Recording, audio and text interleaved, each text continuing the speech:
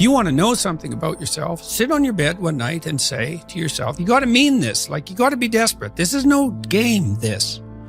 It's like, my life is not everything I want it to be, and perhaps it's not everything that I need it to be. And by need, I mean my life is so unbearable that the suffering that's attendant upon that is make me nihilistic, cynical, bitter, resentful, homicidal, genocidal, unable to have a good relationship, prone to punish people for their virtues because of my jealousy, driving the proclivity to see evil everywhere except within my own heart. Like, these are problems, man. And you ask yourself, you sit on the bed and say, okay, man, I'm ready to learn something. Like, what's one thing I'm doing wrong that I know I'm doing wrong that I could fix, that I would fix? It's like, you meditate on that, you'll get an answer. And it won't be one you want, but it'll be the necessary one. You know, and it's often something that will point you to small things. So Carl Jung said, people in the modern world don't see God because they don't look low enough.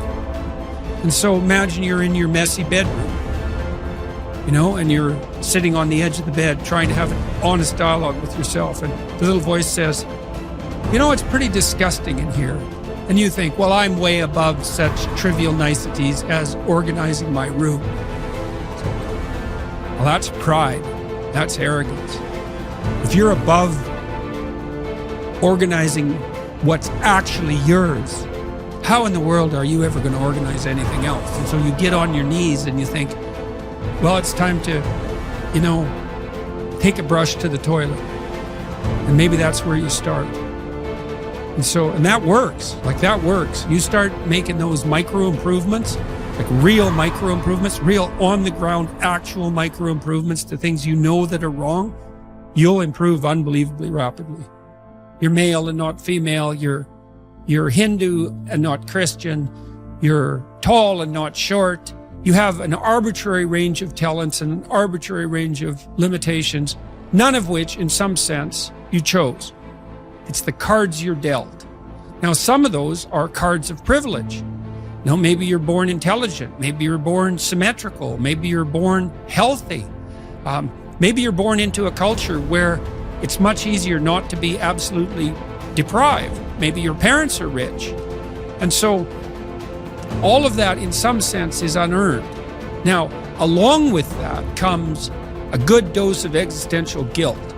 Because at the same time, and this is true for anyone, regardless of their cultural background, the ground we walk on is soaked in the blood of historical atrocity. And so that's on you. Because, you know, people think, well, who's the Nazi? Well, it's the fascist, or who's the radical communist? It's the radical left-wing ideologue. And the fundamental truth of the matter is that's best dealt with as a spiritual matter. Is the adversary is within, really, most profoundly. And so you have to take the responsibility for that historical atrocity onto yourself. I was talking to Guy Ritchie this week about his movie King Arthur. It's quite an interesting movie in many ways. And when Arthur, who could be the hero, takes the sword, he's so overcome by visions of his murderous uncle that he can't pick up the weapon. Well, think about that. Now, you have weapons at your disposal, but they've been used by your murderous uncle. Like, dare you wield them? And the answer is, maybe it's easy just to leave the sword on the ground because you do want to be responsible for atrocities going forward, and don't think you couldn't be, and don't think you might not enjoy it. And so, the way you pay for your privilege is with your virtue. I mean that most particularly. You have these opportunities and this existential guilt. And the way you expiate that and atone is by doing your best to live the best possible life you can manage, to speak the truth, to treat people with respect, to abide by the principles of the dignity of the individual, and to put your house in order. And that's how you pay for your unearned privilege. All of us. And we all have our privileges and our curses, you know. All of us have that. That's why it's not useful to be envious of people. You know, you're a young man, you see someone drive by in a Ferrari with a blonde, and you think, my God, he's got everything. And, you know, the woman in the car is a prostitute who's got a cocaine addiction, and her life is just one catastrophe after another.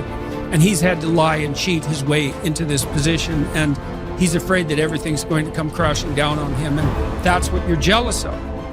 And it's just not that profound. You don't want someone else's fate. Man, your fate's enough, and your adventure's enough. It's plenty. It's more than you can ever fully realize. And so that's also part of the reason that we all believe that the individual has some intrinsic dignity. It's don't be so sure that your position in your room is so damn trivial. Might be your attitude towards it that's trivial. And if you're in dire straits and dire circumstances, just look at how much opportunity you have to make things better. Most of us have been raised to believe that the road to a happy life is paved with pleasure, and that the pursuit of pleasure is the path to fulfillment. But as we grow up, we begin to realize that life is not always easy or pleasurable. In fact, much of it is difficult and painful. We all experience loss, disappointment, illness, aging, and eventually death. We encounter stress, anxiety, and fear. We suffer from the slings and arrows of everyday life, and yet we continue to cling to the idea that happiness is found in pleasure and the avoidance of pain. We try to avoid our painful experiences by numbing ourselves with drugs or alcohol, distracting ourselves with TV, or obsessing over our work or our relationships.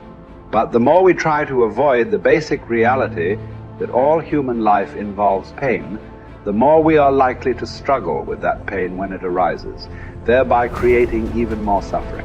The truth is that happiness is not found in the avoidance of pain, but in the willingness to face and accept our pain. It is in the willingness to experience our painful thoughts and feelings, to acknowledge them without judgment, and to take action in line with our values and goals. It is in the willingness to be present in the moment, to connect with our senses and our environment, and to find joy and meaning in the simple things in life. One cannot experience meaning in life without discovering the meaning of suffering. The meaning of suffering. Unavoidable and inescapable suffering alone, of course, can be the deepest possible meaning. The art of being human is learning how to deal with those painful moments. These moments require an attitude of inner willingness to suffer, while remaining in touch spiritually with one's own extended dimension. When this inner struggle becomes calm, one can experience how the lower somatic and psychological dimensions influence the higher spiritual dimension, but do not produce or cause it. One can discover despair despite success and fulfillment despite failure. The pessimist resembles a man who observes with fear and sadness that his wall calendar, from which he daily tears a sheet, grows thinner with each passing day. On the other hand, the person who attacks the problems of life actively is like a man who removes each successive leaf from his calendar and files it neatly and carefully away with its predecessors after first having jotted down a few diary notes on the back. He can reflect with pride and joy on all the richness set down in these notes, on all the life he has already lived to the fullest. What will it matter to him if he notices that he is growing old? Has he any reason to envy the young people whom he sees, or wax nostalgic over his own lost youth? What reasons has he to envy a young person for the possibilities that a young person has, the future which is in store for him? No. Thank you, he will think. Instead of possibilities, I have realities in my past. Not only the reality of work done and of love loved, but of sufferings bravely suffered. These sufferings are even the things of which I am most proud, although these are things which cannot inspire envy. Don't aim at success. The more you aim at it and make it a target, the more you are going to miss it. For success, like happiness, cannot be pursued. It must ensue, and it only does so as the unintended side effect of one's personal dedication to a cause greater than oneself, or as the byproduct of one's surrender to a person other than oneself. Happiness must happen, and the same holds for success. You have to let it happen by not caring about it. I want you to listen to what your conscience commands you to do and go on to carry it out to the best of your knowledge. Then you will live to see that in the long run. In the long run, I say, success will follow you precisely because you had forgotten to think about it. For the first time in my life, I saw the truth as it is set into song by so many poets, proclaimed as the final wisdom by so many thinkers. The truth. That love is the ultimate and highest goal to which man can aspire. Then I grasped the meaning of the greatest secret that human poetry and human thought and belief have to impart. The salvation of man is through love, and in love, love is the only way to grasp another human being in the innermost core of his personality. No one can become fully aware of the very essence of another human being unless he loves him. By his love, he is enabled to see the essential traits and features in the beloved person. And even more, he sees that which is potential in him, which is not yet actualized, but yet ought to be actualized. Furthermore, by his love, the loving person enables the beloved person to actualize these potentialities. By making him aware of what he can be and of what he should become, he makes these potentialities come true. It did not really matter what we expected from life, but rather what life expected from us. We needed to stop asking about the meaning of life, and instead think of ourselves as those who were being questioned by life. Daily and hourly, our answer must consist not in talk and meditation, but in right action and in right conduct. Life ultimately means taking the responsibility to find right answer to its problems and to fulfill the tasks which it constantly sets for each individual. Ultimately, man should not ask what the meaning of his life is, but rather must recognize that it is he who is asked.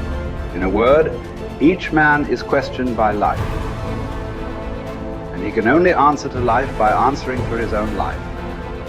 To life he can only respond by being responsible.